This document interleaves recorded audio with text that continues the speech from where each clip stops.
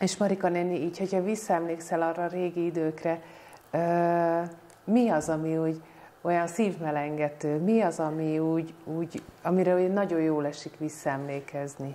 Hát nekem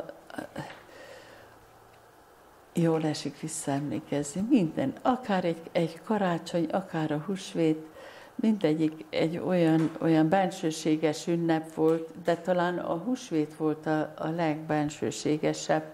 Ugye ott az egész nagy hét már úgy tellett, hogy az erős előkészület úgy lelkileg, mind a takarításban, de az nagyon megmaradt bennem. Ugye a nagy csütörtöki gyerekek, mikor harangoztak, akkor fussatok ki, rázátok a fákat, hogy bőtermés legyen.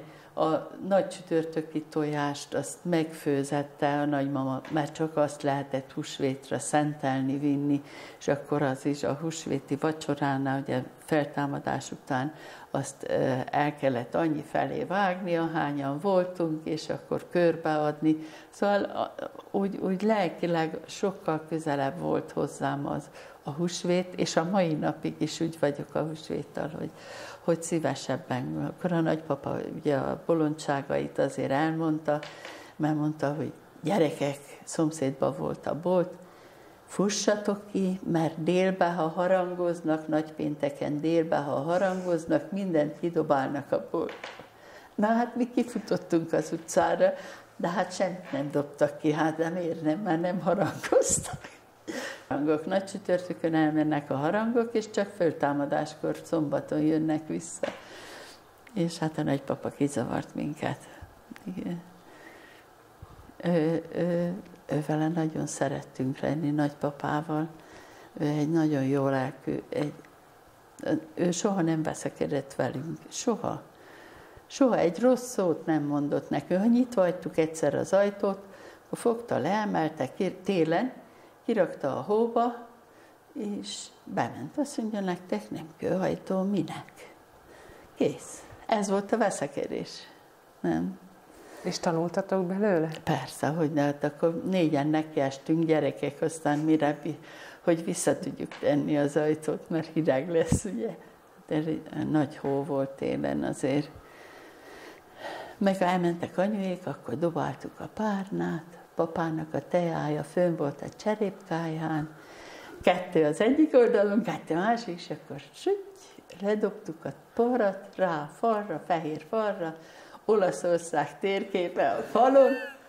Na gyerekek, most feküdjetek le, mert jön anyátok, akkor lesz valami. Ez volt a veszekedés. Ja. Nagyon jó volt, sokat meséltek, és nagyon szívesen emlékszünk arra is téli mesékre, mikor ki volt nyitva a kályhajtó. Nagymama rengeteget olvasott, ő nagyon szeretett olvasni, és akkor minden este ültük körbe ott a kályhát, és ő mesélt nekünk. A kályhajtó miért volt nyitva? Mert a parázsvilágítót nem a villanyt kapcsolták föl, hanem maga a parázs, annak a melege, meg annak a fénye. Az is egy olyan csütörtökön, igen, csütörtökön meg Jubiannát hallgattuk. Ugye az is hasonló a mi népzenénkhez, a sváb zenéhez, és a nagymama tartotta a táncórákat, és ővele táncoltunk, akkor ott úgy tanultunk meg táncolni minden. Szép családi életet éltünk. Na.